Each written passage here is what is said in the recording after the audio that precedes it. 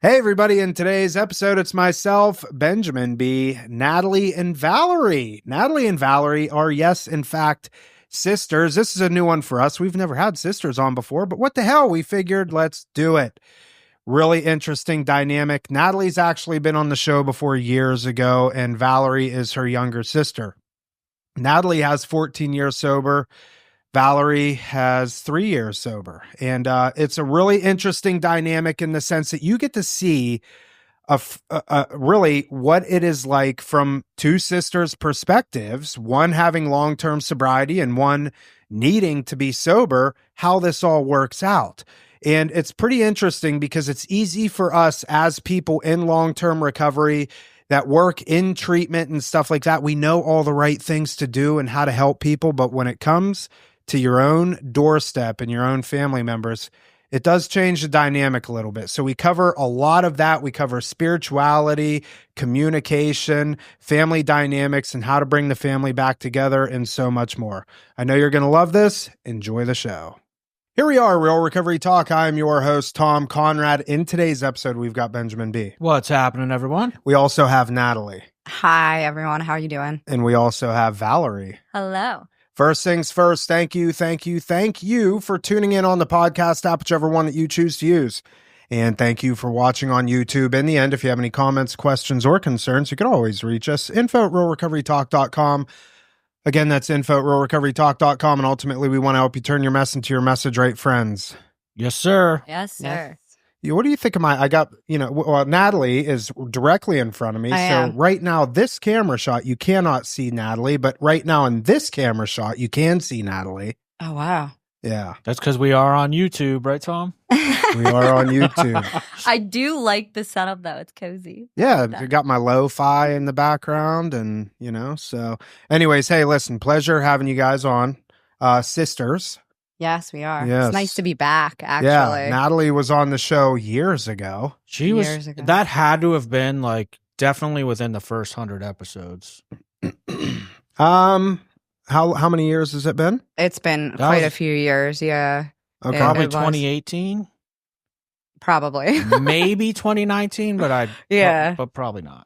It's been a long time ago. Normally, I would go and look up what episode it was, but I'm not going to do that. It's okay. It's totally I fine. don't blame you. Yeah. That's you got to go way back Yeah, and look through it. through. We're almost at 500. It's amazing. It's been a pleasure to come back and see this place and what you guys have done here. Thank you. And the growth you both have. Yeah. Just sitting here, I can feel it and see it. And It's all amazing. the white in my beard now. Yeah. That's know. when you know it's real. Yeah. Yeah. Real recovery talks. Yeah. So never had this dynamic on, two sisters. I think that's a first for us. It is a first. Okay. So should make for some interesting conversation. But Ben, I'm going to kick it over to you to make the introduction. Ooh, you're going to have to help me out with this intro because this dates back to when I very first met Natalie. You were working for a facility a little further south, and I went to go tour it because they have detox services. Also, did PHP, right? Or just residential? Yeah, they did. They did. Yeah. Yeah. Mm-hmm. So I end up going on take a tour of the facility, and she's like, "Oh, by the way, my sister Valerie's here." As a client. Yeah. too. As a patient, yeah. Yeah, that had to be definitely 2021. So Yeah. Valerie comes out, and I'm like, wow, your sister's a mess. It was terrible. And I remember because you were giving me the backlog, what was going on. And then I met her and I'm like, whoa, yeah. And I remember you were falling apart. You're like, I got to get out of here. I can't sit here any longer. You know how it goes. It was a hot mess. And it was funny how Valerie came into this lifestyle and how I found out.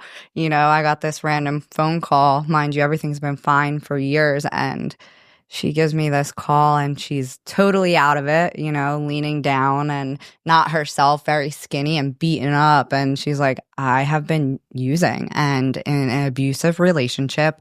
We literally flew her out the next day and I'm literally had you come and visit. So when was this? What year? This was 2021. Yeah, I was in a very abusive relationship. And it's funny because growing up, when you something happens in your life or someone is like going through it and you're like, I'm never going to be that person. That was how it was when she was going through her I was the addiction. black sheep in the family. It was only me. I was down here for years, and no one else. We're one of 6 kids. Not one of my brothers and sisters showed any other sign but me. So when this all transpired, it was like, oh my gosh, this is happening. But it was like she knew, like I'm trying to hide it, but she knew. And at that moment, I reached out and I couldn't believe I was about to have the conversation like, hey, I'm using too, and then I also like was literally beaten and abused. Like I had a black eye. Went through the ringer, and she got me down immediately and scholarshiped me. Actually, I was scholarshiped my first time down here, which is very fortunate, but you saw me, I wasn't grateful at the moment. No, but that's okay. Where's home? South Jersey girls. Okay, yeah. South Jersey. South Jersey. South Jersey. Gotta Clarify. emphasize that. Yeah. 2 different states, that's right. So you came down in 2021. You said that was your first time, so it didn't stick then? No, like I said, I was like super ungrateful, right? I also didn't understand that I was an addict because I was hearing these people's stories and I'm like, I mean, mine was bad, but it wasn't like as bad. You know those moments where you're like, it could be worse. Yeah. And then I was just like, at a place in my life where like the traumas and all the repressions that I had in my life, I just wasn't able to accept them yet. And I still like, I was allowing myself to crumble because like for so long, like when she was going through her addiction, young kid had to be like strong and, act a little older than my age. So when I was just kind of like destroying my life, I let it go for a bit because I just like hit the I don't care moment,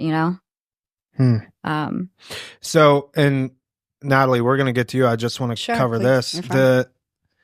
When you come down in 2021, and I know it's not appropriate to ask age, but you're obviously younger. How old were you? Oh God, 2021. I was probably 25, 24, 25, around that age. Probably. So 25. you're 29 now? Yes. Okay. Yes.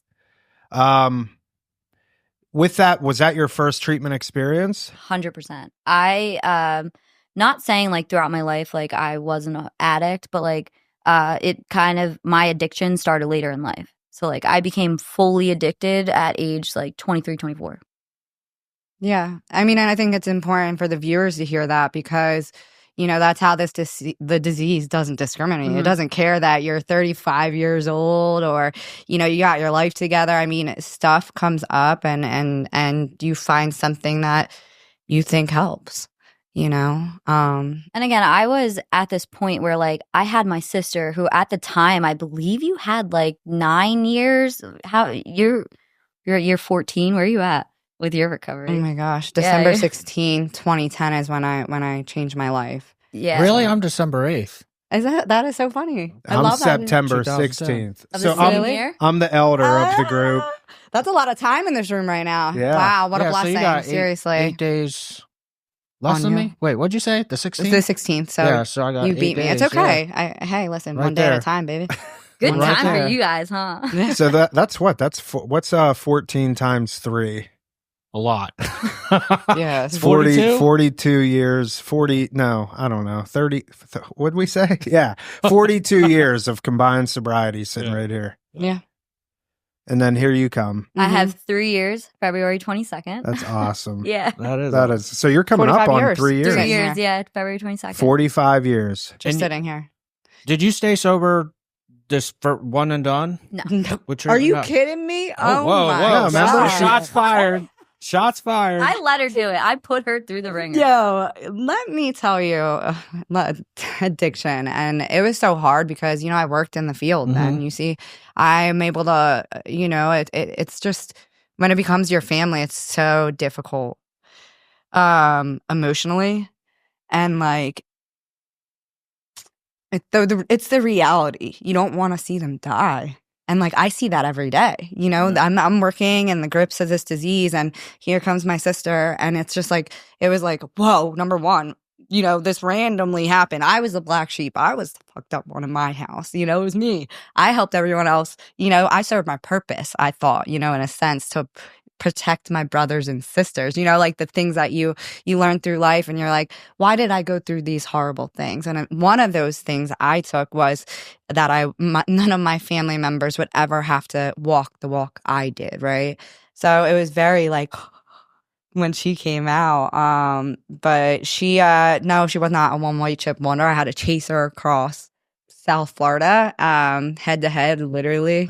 Well, I grabbed her head to head. We almost fist fought, but I think I broke her down in that moment and took everything away from her that I possibly thought I could, and let her go. And she turned out amazing with just doing her own walk when it like flipped to her. I mean, but that's her experience to explain that. What do you mean by, from either one of you, like, what do you mean by took everything away from her that you could? I mean, like, like I've done like interventions. I do an intervention specialist. I now own my own detox. Like I sit here and I do this, and it was like, it's very hard to help someone in your family. And like, I'll tell you, like you throw me in front of any other type of family, I can sit here and help and do. To help my sister, I think was one of the hardest things to do, because I think it's more because of the emotional levels, the ties and everything. I don't know. I really never dove down to that. I went about things the wrong way, right? We deal with a lot of clients, right, that don't have families. And I am, this ungrateful addict that I allowed all my anger, my grief, and just things in my life I repressed. I allowed it and then took it out on her, because I was just like, oh, well, when I was younger, I dealt with this. And it's like I was throwing her recovery and her using in her face. And it was like I was just at a place where, like, when you first get sober and your emotions are coming up and everything's coming up, I was just not dealing with it the healthy way. And I felt like her trying to control so much, it was like angering me more, to the point where I was like, how dare you, almost like I was just at an ungrateful spot in my life. And then truthfully, it was looking back, I sat with a really good therapist, and she's like helped me do like this timeline, right? And looking back, Natalie staying sober through my mom passing away was like a big monumental moment for me, because it was like, if she could do that and how she was in her addiction and still stay sober, like I'm like a little bratty kid, just like throwing a tantrum because I can't deal with my own grief, So it was that in her story that really helped me like get my eggs in order, start realizing like, okay, like I am, at the time I was 26-ish, 26, 27, around that age. And I'm like, dude, like, do I want to be these people that are in here like 50 years old, Like, you don't even know what tomorrow brings. And I think that like the overdoses also helped too. So it's just like, yeah, her story was a huge moment for me to get sober. Natalie brought up something that we actually do touch on a lot of the time, the importance of bringing somebody from the outside into the situation because of the emotional ties. Tom and I talk about it all the time. Like when I've dealt with family members in situations where there's alcoholism and addiction, all of a sudden I find myself being codependent and enabling with all this knowledge in my head. When it's on a personal level, like you have to bring other people in that can say like, Ben, Natalie, what the hell are you doing? Yeah. Would you do that with another client? And what would you say to that family? 100%. And when you're in it though, it's different. And it was hard. Yeah. Because a lot of blinders get put up, and then you kind of start putting, like, in a messed up way, you beat yourself up. Like I said, you're on the fighting lines helping all these people, and you can't help your sister. Big time. You know what I mean? And it's like, are you kidding me? But like ultimately at the end of the day, it's just like, in a sense, like I did end up reaching out, and you asked that question, like, what do you mean? How did we get her like isolated? Right? It was just like, I had support and I got her removed from, I mean, you come down and you go into facilities, you get linked up with the wrong people thinking that the right people. So I helped her remove different situations. I mean, we literally, I'll tell you, like, to be really honest with you, I was in the gym when I got a phone call and she was trying to AMA, and it was literally 2 minutes down the street from where I was working out. And I pulled up, sports bra on, like I'm like with a pump. Yeah, with a pump. I just drank my pre-workout. I was ready. I was ready for whatever she had to go. And honestly, it was to a point where I was sick and tired of because even with your truest intention, your best intention, you could be causing so much pain and enabling and co-signing, and you don't mean to be. Your best intention was, I'm just here to help my sister. I want my sister, to help. But I literally did go head to head. She was outside trying to leave, and I almost beat the crap out of her. Too, Did you leave? No. Oh no, she showed up, and I stood there like I deserved it. That was my moment where I was like, I look around, and first off, more clients are trying to come out with me too. So I'm already seeing the damage, right? Like, here I am, ungrateful girl. There's these people that are trying to follow me out. And then the outside people she got to help really showed up. So I'm standing here and there's like 4 other people that show up, and I'm just like, am I really going to sit here and like walk around South Florida? Like, first off, I'm not 5 foot yet, guys. And I'm not the type of person that should be out on the streets. But I was, it wasn't even just embarrassment. It was just like, this is where I'm at. And like, I hit this point where I'm like, she could beat me up right now, and I'll just let it go because I deserved it, And then it was sitting with self. I didn't beat her up, though. I want you guys to know.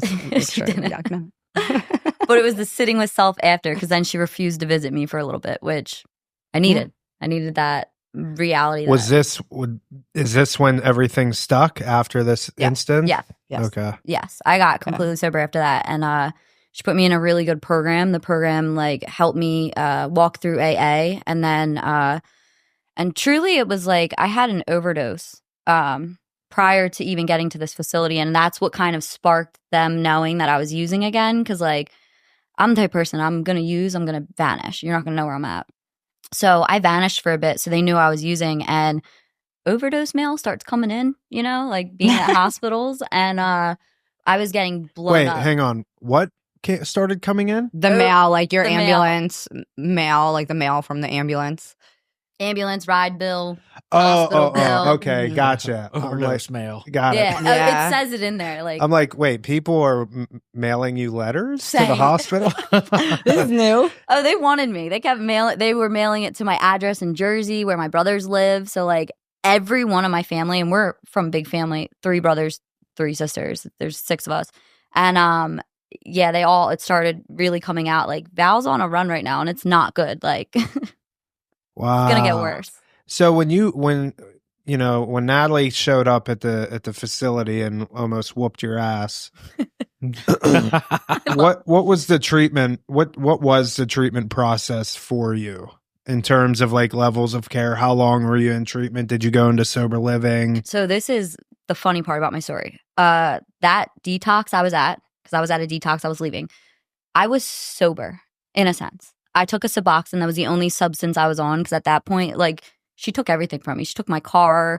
My money in my bank was frozen. So like they were like really doing things to like not enable me, which was great. But it was just like, oh my God, like this is where I'm at. Like I felt like a child in those moments. And it was like I went into this detox. They all show up. She's about to whoop my ass. And I just realized like the corruption I'm causing. And like my dad's older. I'm like, wow, I'm really stressing him out, aren't I? I'm stressing her out. So I manned up. I went in. I technically was residential because at that point I didn't cert for detox with Suboxone because I didn't want to stay on it. I wasn't going to be a maintenance person.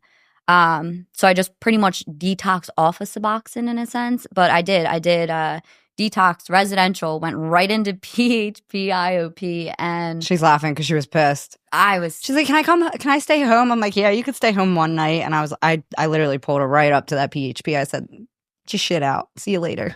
Yeah, I swore I was going to stay there for a week and that they were going to be like, she's good. She looks great. Let's bring her home. And it did not happen. I stayed for the whole program. And it was like when you're in a good program and they start like, I don't want to say pushing the steps, but when you're in a really good program, they're going to put some type of program on you, right? You're going to either walk with Christ or you're going to go AA, NA, whatever A. this program helped me really build community because I feel like that's what I lacked, right? Up north, I was in an abusive relationship. How that goes, you kind of are super codependent, so you're stuck. You don't really hang out with your friends, all that.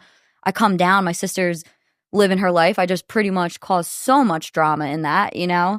So I felt like in this weird loop, like I didn't have people, but I did, you know?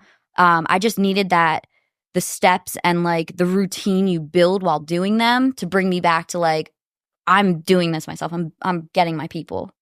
So, I mean, that's very plain and simple. That's the formula. I mean, it's not like we say this all the time. Like we're not curing cancer over here. You know, it's the process you went through is very basic. Detox, residential, PHP, IOP, built community, listened, took suggestion, and here you are. And I'm telling you, like, I was telling the therapist, I'm only here for a week. I'm only here for, like, I was seriously, like, not accepting to it until, like, a group. It was a group about, like, the cycle, right? The RID cycle, the restless, irritable, and discontent. And it really helped me, like, this kid drew it on the board. I'm sitting there and I'm like, he used me as an example in this group, right? Because he knew I was sitting there like, I'm leaving next week. Like, they're trying to get to know me. I'm being a brat. But it was him drawing the cycle. And I sat there and it was like, you know how they talk about that moment of like, oh, the light goes on. Like, I literally sat there. I'm like, oh my God, like, that's me. Like, I'm going to keep doing this. Like, it doesn't stop until I stop it. It was like my moment of clarity. Yeah. Natalie, what's going on in your head while, you know, Val? I know you probably go by Val, so I'm going to use that. Yeah. What's going on in your head through this process? Your younger sister's here. You know, she's in PHP. Are you like waiting for the other shoe to drop and like? No, you know? I've learned. You know, I mean, you're sitting here too with 14 plus years, right? Like you learn to let things go in God's hands. And like, yeah, I had moments, don't get me wrong, I'm not perfect. I'm so human. It's so stupid, but you let it go. And I just trusted God. And I literally, that's where my program stepped in, right? Because as you heard from the beginning of the story, when I first started with her, it was very on top of her, on top of everything, and it was chaotic, and it really did make my life chaotic. And it was a learning process for me too. You know, like I said, I did a lot of learning and growing that year with my sister. Crap, like sitting here, even hearing her speak about all this, and like, to be honest, like me and her, even though like we have some years under our belt and stuff like that, like as a family member sitting here, like me and her are still like, and it's cool, right? Because she understands things at a different level than like some of my brothers and sisters may not. And me and her are able to get together and be like, dude, this is like a chain we want to break. Like, this is the stuff we don't want to do with each other anymore, or just different things and that we can kind of like come together as like, this isn't suitable for our family or who we are as women anymore, or like different things. It's really cool now. Like, I have like this warrior best friend now who, has been helping me through my life today. Like, she's able to help me today. She's one of my biggest spiritual leaders today in my life. But no, I let God because that was my program. I let God in. And I also did Al-Anon. I don't know if, some listeners, Al-Anon is a really good, like support system for me. I have a lot of women in my life that do the Al-Anon, and that's all about, looking at me and my behaviors and my enablers and all the things that I should not be doing. So I had a lot of support to be able to let her go, to let her grow her own wings. And it's been such a beautiful process to watch her because, she works in the field now, and it's just even cooler. She was a hairdresser from Jersey, and thinking that was her life. And now she's, saving and changing people's lives. And it is so beautiful to see. What a dynamic. Yeah, that was cool because I went down to some coffee thing. It was in Del Rey. Yeah. Yeah. And I saw Val and I'm like, were you there? I don't even think you were there. I was not there the first time. But I recognized you and I'm like, wait a minute. I saw you when you were being a brat in PHP and put two and two together. I'm like, you're working in the field now? And it just blew my mind that day. That's the miracles of this, though. And like, It really is. It's so beautiful to see, you know, like even just like I said, just sitting here. I mean, this is all a big moment for me. I mean, just looking at you guys, looking how you guys even like have grown and changed, and I mean, this is cool. So, Well, you've come a long way professionally too. You briefly touched on it. You're owning and operating a detox I now. am. You want to drop the name while Yeah, we're- Port Charlotte Detox. It's only 10 beds. You know, working in this field, and I just, you know, I lost my mom, as that was mentioned. And, you know, my sister came into recovery and she was working in the field with me, and same with my fiance. And we just were really tired of seeing some facilities treat people the way they were being treated. And we all just got together, and my dad invested in us, and we wanted something small and intimate, you know, to where like we can really spend time with people and get down to the nitty gritty. And I'll tell you, we have more staff than patients there, and it's for a reason, to help them. You know, they got a lot of talking to do. There's a lot of pain in them that need to be healing. So that's what we built. We built a little small detox res on the west coast of Florida, just trying to implement change and help, you know, and do what we can. Wow, when was this? About 2 years ago. And let Really? me tell you, it has been crazy, but it has been beautiful. That's really so freaking has. awesome, dude. Like, what a dynamic. Yeah. Like from when I was first getting to know you to the day I met you, like at the same, it's just wild to watch Yeah. like where you're at today, working together, Yeah. operating a detox. Like, Did you guys So drive crazy. over here from the West Coast? No. Oh, No, I okay. live over here. she lives Okay. right by you, dude. You do? Locks life, baby. Oh, hell yeah. Where at? Hell yeah. I mean, can you clip it out? You got to embrace Locks life. No, I'm up on in Loxahatchee, right by Frontier School. I'm right there, bro. Right on Mandarin 60th. You go out there? Mandarin. and I Six. literally have, like, if you can clip this out, Mandarin and Tangerine is where I live. Why do I have to clip that out? Oh, We're in gonna case just Yeah, you- showing I don't up. want no randoms showing up my house, man. there ain't. It's Loxahatchee. Ain't nobody going. Yeah, out. Oh, yeah. you If right, they you right. do, they'll All right. have shotguns. Good thing about Florida, huh? Yeah, no. I used to live off 64th and Grapeview. Oh my God, you were right there. You're by the kids' park. I love it. I go to the park all the time. Yeah, now I'm off of Coconut and Persimmon. Okay, So all right, you're right. love there, it out bro. there. I've been trying to get Ben to come out there, You're but he's like, You stealing gotta it's, come flag. out. it's too far away from the beach. Oh, stop! I'm like- You I love grew it up out there. surfing, so Yeah, I but get you're it. 40 now, dude. Like you just said that your surfing Wow. days are limited. Yeah. Listen, Yeah. I'll tell you, it's a great neighborhood. Tell you, I love it out there, man. Oh, it's great. Yeah. Yeah. Shoot, where are we heading now? So you got the detox, 10 Yeah. beds. Mhm. That's awesome. 2 years open. What, Val, from your perspective, I heard you mention Christ. Yes. I guess this is a question for both of you. Was Christianity a part of your upbringing, or was Roman it? Catholic. Roman Catholic, Roman Irish Catholic. Catholic. Our parents Sit, are from kneel, stand, Philly. baby. Sit, kneel, stand. Okay. You know? Yeah. Yeah, our Wow. dad's a Delco boy. What's that? Delco in Philadelphia. I don't know. He's what like a that Philly is. boy. Like what? Springfield? Is that Springfield? Yeah. I know Delco is like the My dad's auto from parts. PI, yeah. Oh no, it's a part in PI. It's like Oh, okay. you're a Steelers fan, so you're probably like other side of the state, right? Yeah. Yeah, it's like right near the city, pretty much. It's like 10 minutes. That was a dig. I just want you to know. That's all right. No, Yeah, I I get- respect the Steelers, and I have to say, Oh, okay. during World War II, you know, the Steelers and Eagles joined teams, and they were called the Steagles. Do you know that? No, I didn't know Ooh, that. wow. Yeah. I Look really at like you. that. That's why I thought. respect the Steelers in some sense, and different divisions. So you know, You're an Eagles fan. I am an Yeah. Eagles fan. Well, congratulations. Thank you. The Thank you. obligatory congrats.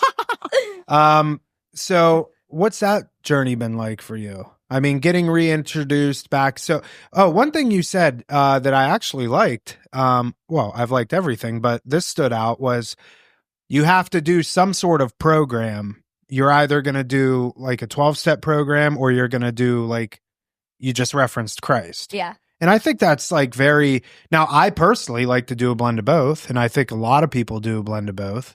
I suggest people do a blend of both. But what was that process like for you? Kind of once you got sober and your relationship with God and all that stuff. And, So I had my last overdose. I had an NDE, which is a near-death experience, and during my last overdose, I remember everything, every part of it. And it scared me straight, right?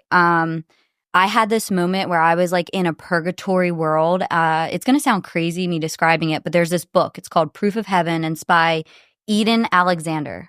He's like this neurosurgeon. He was an atheist, didn't believe in God, has this near-death experience. But in his book, he describes everything I went through, right? When our mom died, it was a book that I really, it helped me kind of like accept heaven, right? Like, because my mom dying, I started hating anything to do with the church, right? Like, God, I prayed to you. How can you do that? These dangerous prayers I did. And like, that's what it was. I did a dangerous prayer and I got answered in a way I didn't want to be answered. Because I didn't allow God to take control of everything, because I wanted to control everything, you know? But this last overdose I had, it was like I was in this world. I hear my mother's voice in it. There were like orbs. Like I had visuals. I woke up.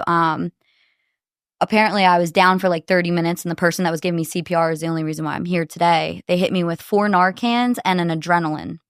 So waking up, I remember like the paramedics walking me to the stretcher, but I remember like I couldn't hear anything they were saying. I don't know if you've ever had an overdose where like your hearing's like ringing or whatever, but it was like I walked into a church and angels were singing to me. Like I thought I died, and God was like bringing me to the stretcher to like walk me out the door and be like, come on, girl, like you're coming with me, you know? It was a crazy experience. After that, I was scared. Like I tell you, I went into the last detox only doing Suboxone, because at that point I was like, I was obviously an addict. I needed something, and I wasn't gonna really admit like, hey guys, I'm using again, you know, until the mail started coming through. And that's what really made them see like, okay, this isn't a joke anymore. Like you're going to live or you're going to die. And then going into the steps, right? Going into the program, they kind of pushed AA. And I don't want to say they pushed AA, because they just want to start you with something, right? It was honestly, I believe it was like the 3rd step prayer, or it was making my lists. I think that's where I'm like, damn, I'm this girl that like I had 280 names on my resentments, right? Like that's not normal or like okay. But it was like doing the steps and getting me back to where I'm like, I really do need to accept God. And that's where I like started to like really dive into my faith, and like God brought me back for a reason. I'm fortunate. Like 4 Narcans, that's not heard of. A lot of like people can only get administered 2. I think there's like a limit down here or something, but I was fortunate to come back. So like really diving into my faith, reading that book again, really understanding like this is like a tailored program. Like I came into this again ungrateful, like AA is not going to work. But then as I started to do it, I started tailoring it myself. Like I loved the meetings in my first year of sobriety. I really did. I sponsored women. I was really like into meetings and stuff like that. But then I hit a point where like one of my sponsees passed away, and like things happen, life happens, you know?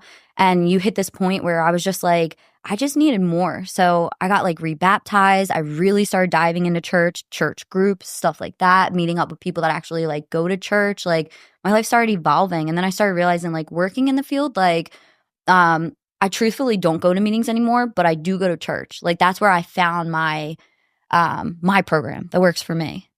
Wow. Yeah. That, as you referenced, near-death experience and coming out of that, do you remember the feeling that I know, like, it was almost like an out-of-body experience almost, but like once the dust settled a little bit, like, do you remember the feelings of what that was? Like, was there feelings of like gratitude? Was there feelings of like anger, or like what was going on in your head from there? Waking up from the experience. So it was also my little sister's birthday, and I overdosed at her house while she was at work. Oh. So like when I got back, there's level to the story. Yeah, You guys didn't even talk. Yeah, you left that part out. Yeah, I feel like I had to say that though. So when I got back, it was like, I think it was when you hit the point where you just really got to be honest with yourself, right? Because honesty is where we even built our relationship back.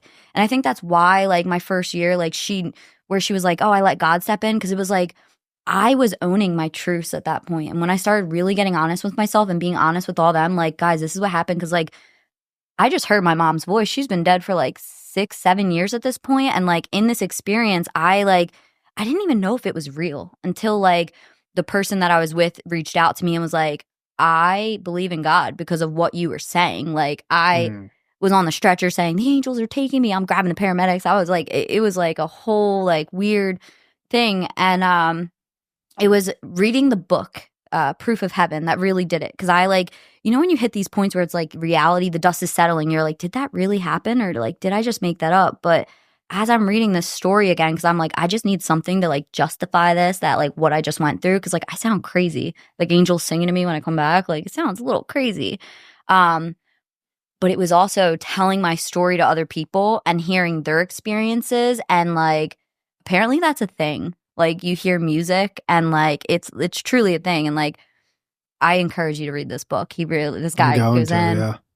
Yeah. There's a movie about a little boy that had an experience like this, I believe. So the funny thing about that's Heaven is for Real. Yeah. At the end of that movie, I encourage you to rewatch it. There's this part where the dad's trying to, again, go on the web and justify what his son just witnessed, right? The guy, the girl that drew Jesus at the end of that movie, do you remember that part where she like, there was this blind girl that apparently painted Jesus, right? And in the book that I read, that guy goes out and meets that little girl because he's looking, mind you, he's an atheist. He had this whole week experience. He was a neurosurgeon. So he thought he knew what NDEs really were until he had one. And it's just funny because those movies go hand in hand. They apparently all met up and they like discussed similarities and stuff like that. But wow. Yeah, they've had the same experience. Pretty cool. Mm-hmm. I believe it. I mean, I've never had one, but I know they're real. What do you got, Ben? What do you I think? don't know. I'm in deep thought here about like a million different freaking things, dude. I do have something I want to ask if you want me to interject. Go. Brothers and sisters. You have 3 brothers and another sister? Yes. And is she the youngest? Yes. Yes. Okay. What's like from their perspective, if they were here right now, like how would they describe from their perspective, like everything that they've gotten to witness, both good and bad? And like, how's the relationship, I guess, as a I mean, your dad obviously invested in you guys and what you're doing now with the detox, which is awesome. But then there's the brothers and your youngest sister. I mean, it seems as if, at least from my perspective and what I've heard up to this point, you two and your experience drew the family closer. I mean, I'm going to be real with you. I think that like our upbringing with my mom and dad, like they instilled such great morals in us. And I'll tell you, like, we really are that like true Italian family. Like, I'll tell you, like, you guys, you can go back and listen to my story. But from my story, my dad totally disowned me, beat the crap out of me. You remember I was raped and beaten and he didn't believe anything I had to say. But if my dad was sitting right here next to me today, you would not have ever known that me and my dad ever had an issue, or me and my sister did, or me and my brothers that I robbed my whole entire family of, or we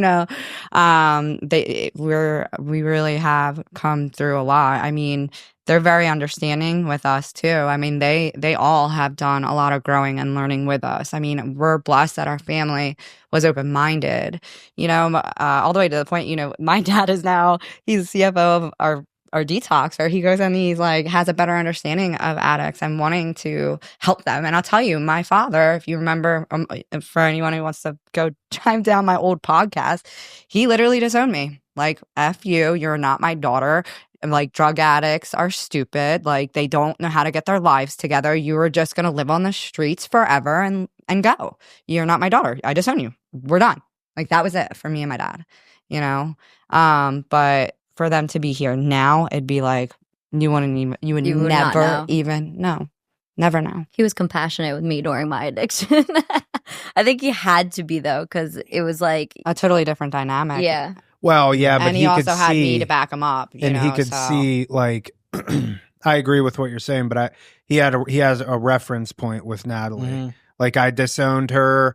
I did all that stuff, but look at because I'm assuming that your relationship with your dad, at the point you were going through what you were going through, you and your dad's relationship was at that point mended. Oh, very mended. Yeah. Right. Yes, it and was so very, he very mended. probably, from his perspective, he just did everything I asked him to do. He was, Yeah. and he even told me, like, I never, when he picked her up, because he picked her up from the airport, because I'm telling you, I just wasn't in the mood. Okay. Like, you hear that with your sister. Like, I was just very surprised, I guess. that's okay. Like, just surprised and angry. I'm gonna be real. Like, I call a spade a spade. I want to beat the shit out of her. Like, she called me her dick. You know what I mean? Yeah. Like, I blacked out, and I literally talked to her 2 days. Like, life's good. Like, I'm happy. Like, she primmed up. I mean, that's what us addicts do, right?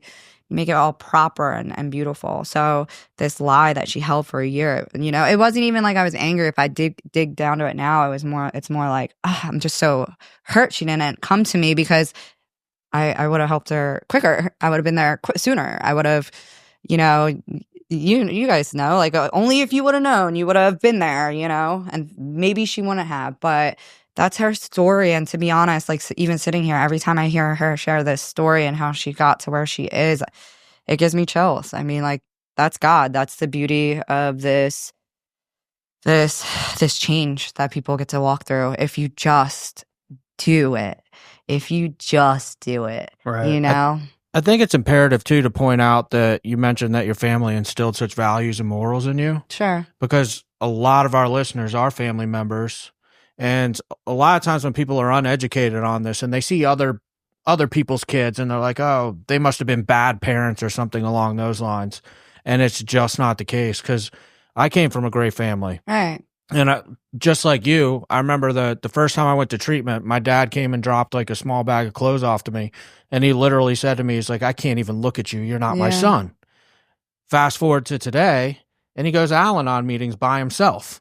You know what I'm saying? Mhm. Like, to watch the family evolve as well and Yeah. understanding, that's powerful. And the truth of the matter is when you bring recovery into it, a lot of families don't get to go through it. We see this at our family weekend that we do here. And I'll ask the families, because we sit for the first couple hours with just the families and the clients are on the other side of the wall. And I explain to them, I'm like, how many of you have ever gotten the opportunity to communicate the way that you're communicating right now?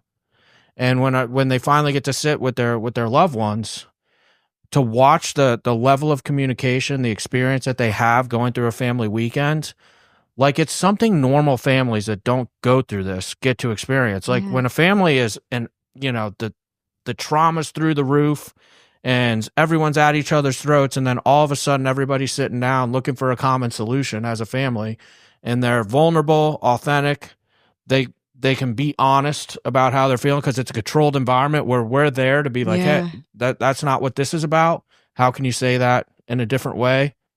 And just to watch a family evolve in that manner, like, thank God I crossed that line to being so effed up Yeah. that I got to, and my family got to take that ride too. Yeah. You know what I'm saying? I believe that my parents, for instance, have better morals and values than what they even taught me when I was a kid, because they've gone through this Yeah. now. Of course. So it's wild. It really is.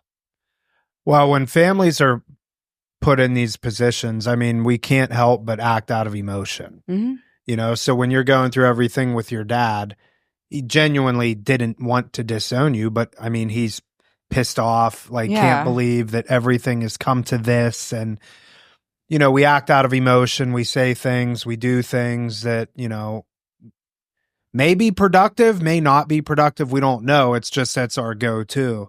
And that's why it's important to have people that, you guys doing what you're doing with the detox center and stuff. Like, I'll just put it this way. If you are in a position to where you are seeking help for somebody, don't try and do it yourself, because you're not capable of not bringing emotion in. Right. Families aren't able to. I mean, even look at your experience with Val.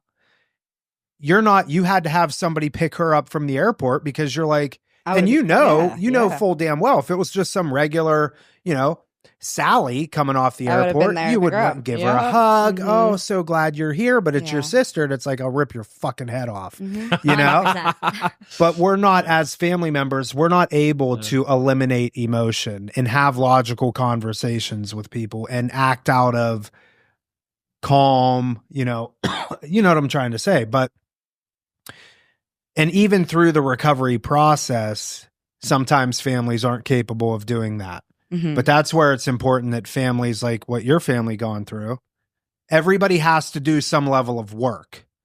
Like if Val just goes to treatment, goes to detox and puts together all this time and the families aren't doing anything, well, you're doing great, but the family may not come back together because the family and how often do we see that? Family members are just like, Natalie, it's your problem. It's not ours. You know, Val, it's your problem. It's not ours. I mean, I think it goes a lot deeper though, you know, because like sitting here thinking about like the family retrospect, right? Like, I mean, I think this is all, it's just the same thing. Like, everybody's coming out of this realm of families weren't important. I mean, look at the world right now, right?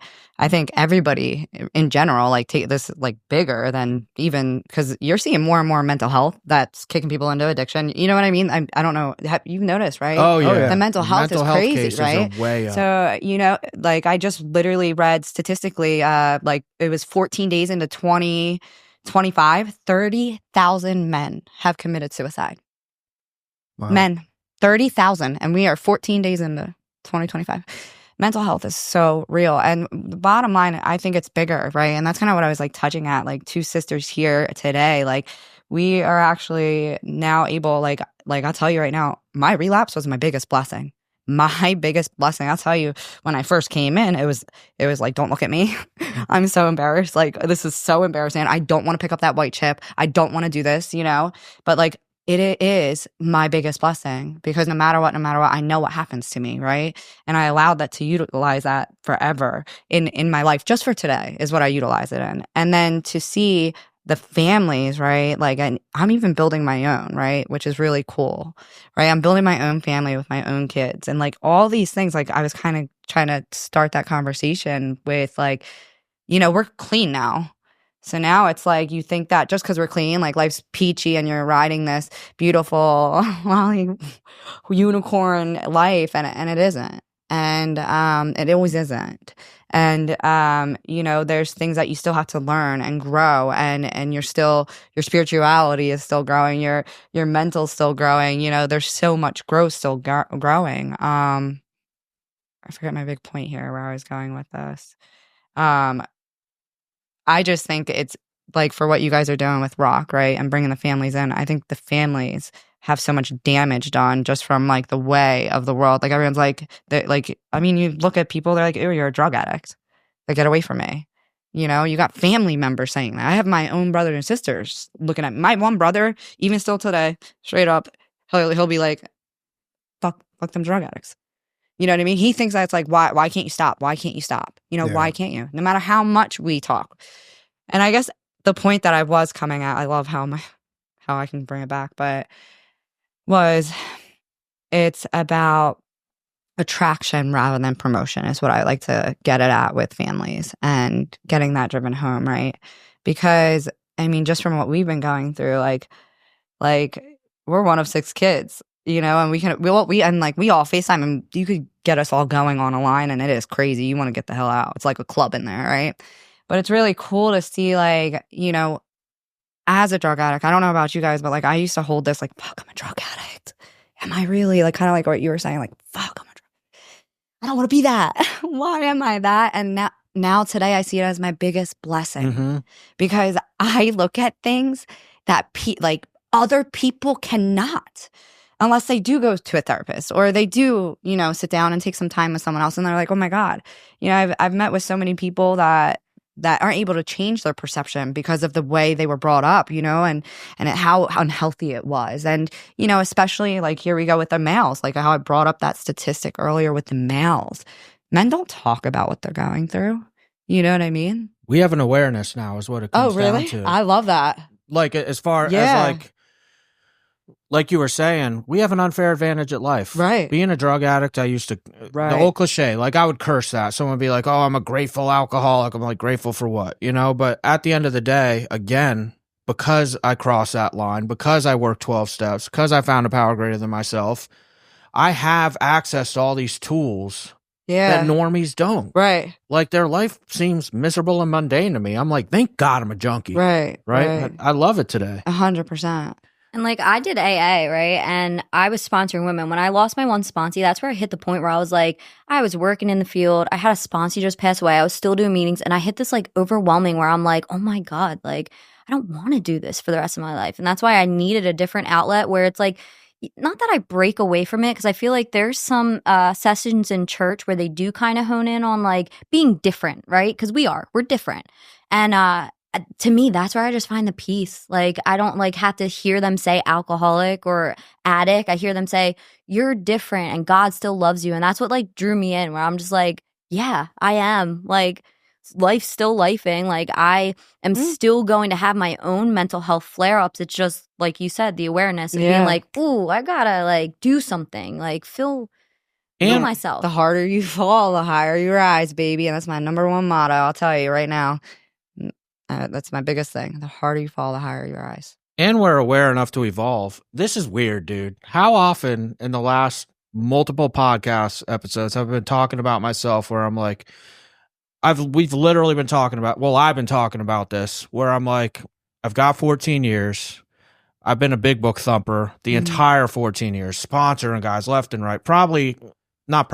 Definitely have heard over 100 fourth and fifth steps being sober. Like, and lately I'm just getting to the point where I'm like, I'm losing that like spark. The tenacity of it. Yeah.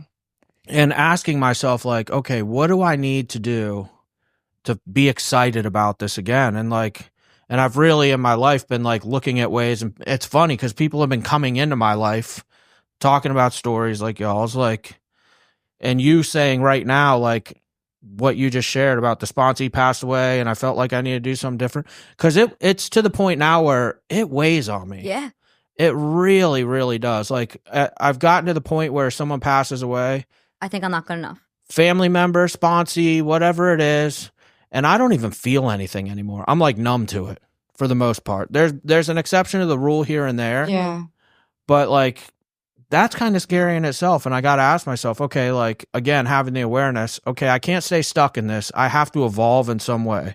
And like the big book talks about that. We have to continue to grow spiritually. I don't think there's such thing as maintenance. Personally, like no, it's a daily reprieve. Period. That's it. 100%. That's where I mean, this is just my experience. And I'm just sitting here cheesing at you because, for me, what I've learned, that nudge, that's God telling you it's time to level up, boy. You got more. It's like there's more for you, and like I'm just excited. I'm excited to see what God's gonna put in your heart for you to go do.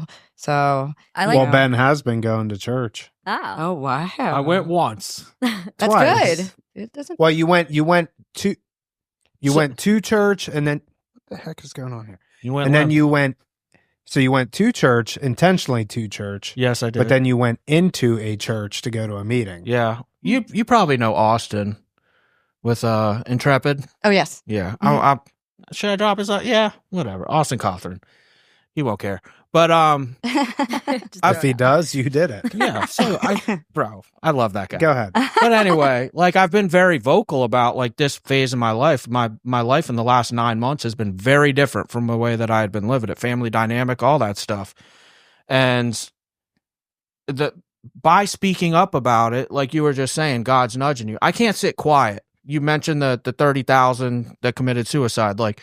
And you mentioned how they don't talk about their feelings. Like I've learned for myself, I've got to be very open about where I'm at. And then all of a sudden, like people start coming in out of left field. People that I've never met in my life. Some random dude that was just on the podcast I met him the night before from Massachusetts, and he's down. And like, he was somebody that God put in my life. I needed to be with him for 24 hours to hear the things I needed. And then he left back to Massachusetts again. That's the providence of God. Like 100%. And just things like that where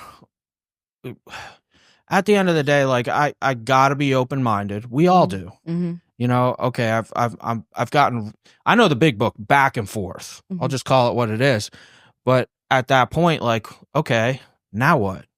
You know, because like I said, it's losing its shine. I'm not as excited in meetings. Don't get me wrong. Like, I love AA. I love sponsoring guys. Sure. I love seeing the light come on and stuff like that. But I'm getting to a point where I need something different. I need something you're more. ready. Something's missing now that wasn't missing before, if you will. I felt that. And that's why, like, I made the decision. It was actually so funny, right? I talk about providence of God.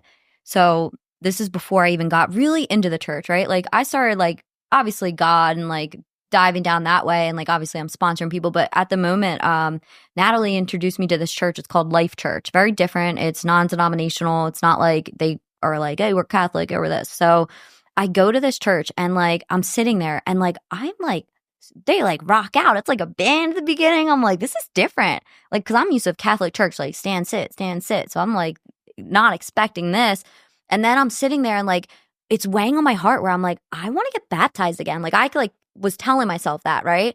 And sure enough, the priest comes on. He's like, oh, we're doing baptisms this weekend. I'm like, well, that's not God screaming, like, go get that done, you know? And from that moment, I did. And me and my little sister actually got baptized together.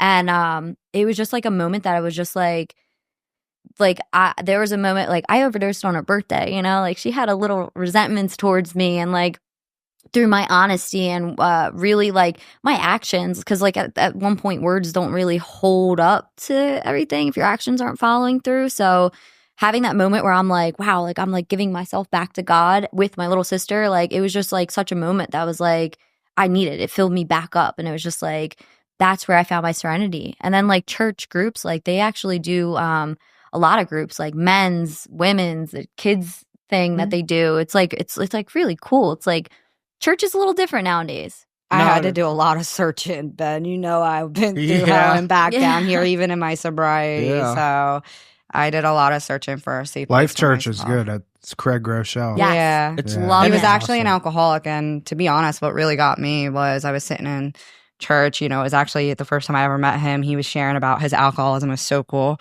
What really got me at this church was, I mean, it's so silly, but they were passing the bucket around and they were like, dude, if you came in here with a need, Yeah. help yourself. Take And it. I've never walked into a church like that.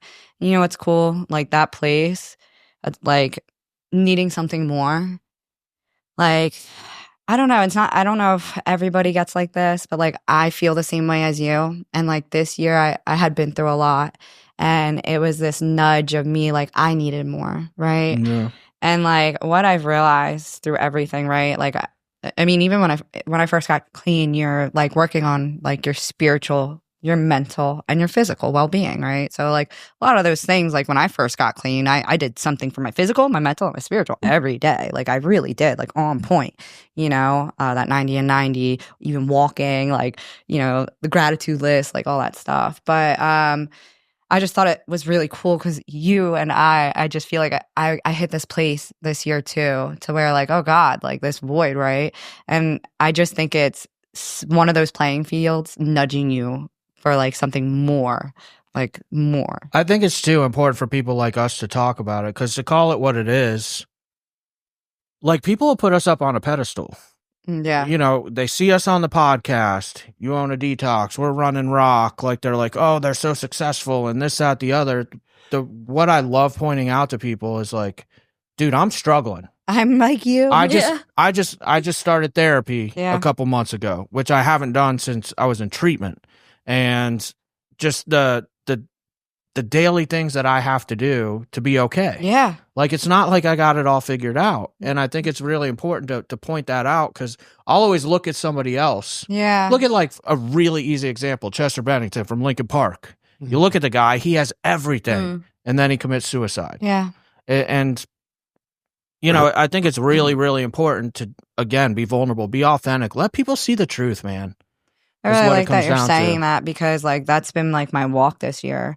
Like, I walked through, like, really bad postpartum, you know, and You had a baby? yeah, I did. Oh, I didn't know that. Or Yeah. did you tell me that, Ben? Maybe you did tell me I that. did, and it was, you know, prior to my daughter, I had 4 miscarriages, you know, and I just learned I didn't believe him. that. I didn't believe in postpartum. I didn't believe, not that I didn't believe it. Or experienced it until that moment. It's just, I don't know.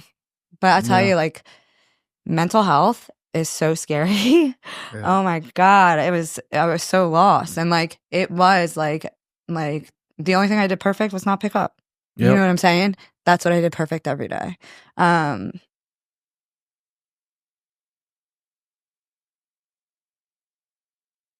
But I grew to see that, like, I'm okay. I just letting, it's so important for me. Just let it go. It's okay. Right. This is important. Like, this is just what God wanted me to do. You know, it's okay. I'm having some feelings and they're good. Well, It's and not I bad look thing. for any opportunity to plug Shut our Got it. We'd actually seen it. I was like, I kind of want one. No, it's just really, I thought it was really cool how God works. I was, you know, had a crazy morning getting here, and you're sitting here talking about being vulnerable. And I think that's one of the hardest things to, like, and I'm not even, that's the hardest thing for a newcomer, Mm-hmm. right? It is. And it doesn't matter. Like, I'll tell you, 14 years ain't shit. It ain't shit if you're not doing the work. Nope. You know what I'm saying? And like, it does start with, I love that you started this all out, like, truth, you know? And like, I couldn't be truthful while I was going through this stuff. I couldn't be truthful with myself. It was like, in a sense, it's another animal, like another Mhm. disease. I guess you could say, like, a gambler can come up here and they're like, you know, you might not understand it, but it's like the same animal, right? So I just want to say, like, it was cool how, like, how you do evolve through this, right? Like, and this is why you see people who have 14, 15 years relapse, right? They don't think, you know, you start thinking, yeah, maybe, you know? But the reality of it is, what more, what good, what God, what is it that you do need? And I just hope you know what I mean? And Yeah. that's what I've been doing with myself. And I'm like, that's why I was laughing when you were smiling, like, while you were sharing about it, because, like, getting vulnerable with yourself, seeing what you need, seeing that you know, it's okay. Cause, like, I even, someone just said it to me the other day, like, man, AA, that's it. No, that's not just it. It's Yeah. not just it. It's a really important piece. Oh my gosh. It is so important. It is so important. Without it, you won't. I mean, I just couldn't, you know, for me. But it's a big piece, but it isn't all of it, you know? And, you know, I just think for me, like, this year, like, 14 years is, like, more of, I think I'm diving. I thought losing my mom was when I dove into spirituality. I think this is my year of, like, I said it, 33 is for me, man. So I'm rocking out and trying to really dive into that, you know, because it doesn't matter whether life's going on. Well, You want to hear something funny? Let me say this real quick. The little God thing. You might crack up about this. I hope one. I do. So my 6-year-old Kai, the other day, randomly says to me, and this is another one of those nudges. And I don't, like, again, I don't go to church, Yeah. other than the 2 times I stepped foot in the last month. But Do you go to church? I do. You do? Yeah. Okay. But he said to me just randomly, Dad, if I get shot, don't revive me, because I want to meet Jesus. And I was like, just randomly, I'm my like, God. what? Like, where did that come Wow. from? Isn't that crazy? Yeah. It's like little things. I love hearing stories. That's what I love about, like, even, like, addicts and, like, life groups, when they have moments where it's like, oh, you can come and meet, like, recovery night or something like that. When you hear someone say, like, yeah, it was just like someone came up to me, like you said, like, came in and just, like, said it's a little nudge, but it's like it sits with you. Yeah. And then later on you're thinking about it and you're just like, was that a God moment? Until you see it as one, then you're like, damn, the providence of God really showed up there, you know? Unbeknownst to me, too, my 15-year-old, Weston, I didn't know, but he's big into football. But one of the, like, all-star receivers for his high school team started a Bible study. Wow. And Weston didn't tell me. I ended up just, like, randomly finding out one day that he'd been going to a Bible study since the beginning of the school year at lunchtime with this kid. So, like, there's just I'm like, That's so pretty. I love like, that. okay, I freaking hear ya. Yeah, attraction. It's that attraction, though. Yeah. And now I'm saying it on the podcast, and that's not going anywhere. It's on the internet forever. So now I'm like obligated, right? You're getting baptized next week, Ben. I've been baptized before. Yeah, but That's different. You need a You gotta- refresher here. No, I Yeah. know. I was Yeah. high. Oh, like, wow. what- yeah. You were So was high I. getting baptized. I got baptized Catholic. Did you? Trashed. Oh, Wow. Yeah. Well, Did you Like really? in I- a pool? at a Catholic church, and like there was a handful of people there, but the only and we have to wrap up after this. The only reason I did it at the time is because I knew I was going to die, and I'm like, I got to get baptized. That's what people do, and I had never been baptized.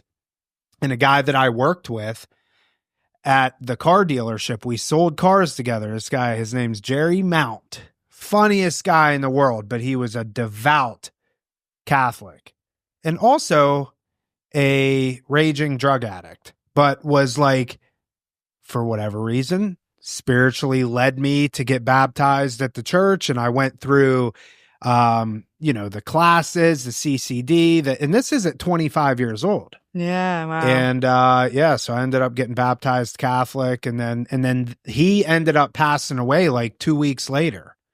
And so, and then shortly after that, I found myself in treatment, but yeah, I was in rough shape. And so I went and got baptized, and anyways, I've since been rebaptized. I have a young lady just arrived downstairs that needs some help. All right. Well, listen, I appreciate you guys coming on. Yeah, Thanks this for was having awesome. us. Good. Thanks It for was having fun. us. See, you don't even notice the mic's there. Yeah. I know. Yeah. You guys make people feel comfortable. No, so yeah, it's that's good. good. Port Charlotte Detox website. PortCharlotteDetox.com. All right. That's it. Good. Yes, sir. All right. That is it for this episode of Real Recovery Talk. Thank you for tuning in. In the end, if you have any comments, questions, or concerns, you can always reach us. info@realrecoverytalk.com. Again, that's info@realrecoverytalk.com. And ultimately, we want to help you turn your mess into your message. That is it. We will see y'all later.